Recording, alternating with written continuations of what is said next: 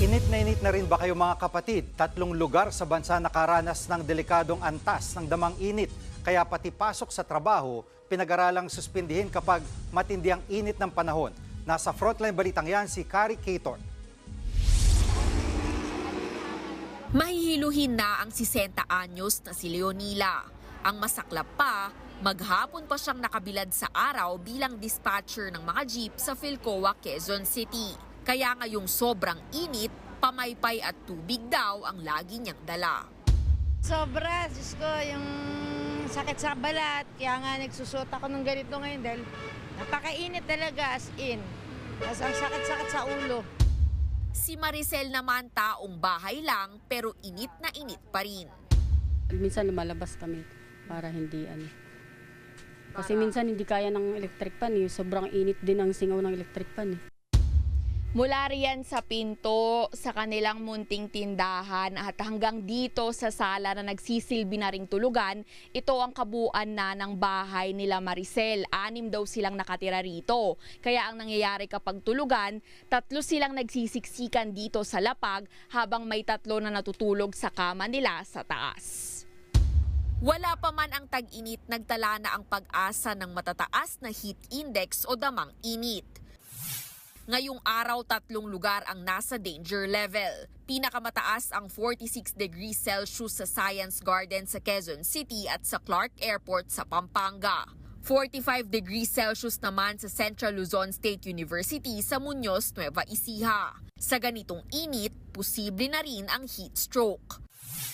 Kaya agad sinuspindi ang face-to-face classes sa lahat ng antas sa mga paaralan sa Manila, Malabon, Marikina, Las Piñas at Parañaque. Habang kindergarten to senior high school naman sa public schools, ang walang face-to-face classes sa Caloocan. Online na lang muna ang mga klase nila.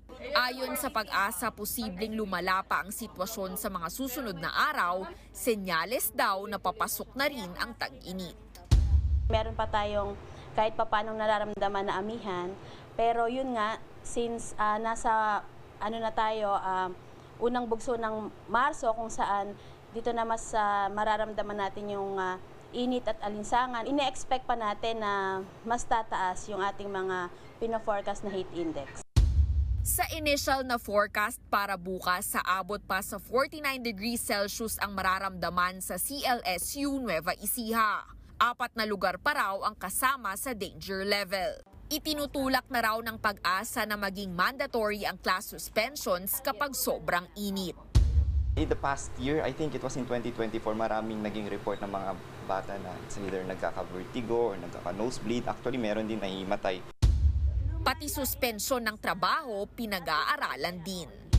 Kung pwede rin na rin mag-shift to work from home, ganyan, or other alternative para, kumbaga, hindi lang naman din talaga yung mga estudyante yung naapektuhan. Ang Trade Union Congress of the Philippines iginit na walang empleyadong dapat magdusa sa sobrang init na posible pang ikamatay. Nananawagan sila ng heat break at heat stress orientation sa mga kumpanya. Nagbabalita mula sa Frontline, Kari Cator, News 5. Mga kapatid, Jiggy Manikad po, iba na ang may alam at may pakialam sa panahon ngayon. Para sa konkreto, kumpleto at komprehensibong balitaan sa Frontline, mag-follow at mag-subscribe sa social media pages ng News 5.